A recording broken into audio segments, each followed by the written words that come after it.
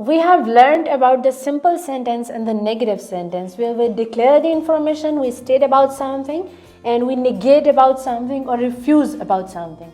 Now the third one is interrogative. What is interrogative sentence? First you have to learn that one. Whenever we want to ask about something, we want to question about something, that is interrogative sentence. Now, just before this one, I told you about the subject, verb and object, that in this simple sentence, this is the sentence structure. While in interrogative sentence, the formula will be a bit different, where we need to put first the helping verb, then the subject, then action verb, then we have got object. Formula will be a bit different. We have brought this helping verb in the beginning, then we have got the subject, then the action verb, and then the object. Just remember this thing, that we just have repositioned all of these words, while rest of the rules will completely remain the same, which we have learned in the negative sentence. Let's take an example of this one. I'm going to pick up the same example which I have written over here. He plays football in the evening. So I have written the simple sentence and the negative one. Now let's think of it, that which one is the helping verb? Does is the helping verb, he is the subject, and play is the action verb. So over here, I have told you that helping verb needs to be in the beginning, while over here it was right after the subject. So now over here, I'm going to bring it in the beginning. Does, what is the subject now? He, that will come here. Does he? Then next we have got action verb, that is play. Does he play? And then the object, that is football,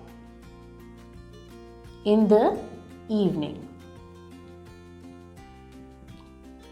So while making the interrogative of singular subject in the beginning, we need to use helping verb, that is does.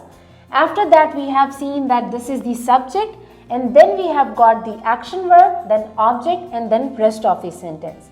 Similarly, if we want to make the interrogative of a plural subject, that might be they, or that might be we or us. So let's see that how do we make the interrogative of a plural subject.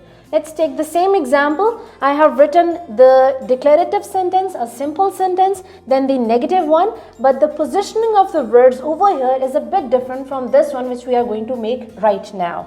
Over here we have used subject, helping verb, action verb, and then object. But over here we need to bring helping verb in the beginning, and after that we need to write the subject. What was the helping verb which we have used over here? That is do not. Just bring it in the beginning. Do. Then what was the next thing? Let's look at the formula, that is subject. Do they? And then next thing is the action verb. What was the action verb over here? Play. Do they play football in the evening? Another important thing about interrogative sentences, do not forget to put a question mark at the end, because over here we are asking about something, we are inquiring about something. So does is always used with a singular subject. Just remember this thing, either you are making a negative sentence or interrogative sentence. Does will be used with singular subject, and do will always be used with plural subject. And the second important thing about interrogative sentence is that the formula is helping verb, subject, action verb, and then the object. So over here you can see that do and does, both of them are the helping verbs. We have written them in the beginning, and then we have written the subject. Over here he is the subject, and here they is the subject. And then we have used action verb. Over here play, and play is the action verb. Then we have written the object, that is football.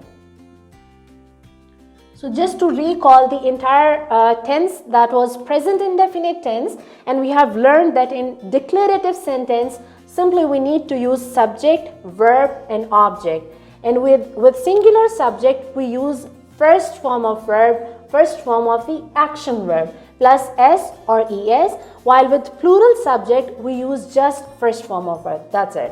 While for negative sentence, we add up a helping verb. In declarative sentence, we did not use any helping verb. While in negative and interrogative sentence, we need to use a helping verb. We can call it an auxiliary verb as well. That is does, and with that one, we are adding not. Similarly, do and not. And we are going to use action verb, that is first form of verb, which was the same in the declarative or simple sentence.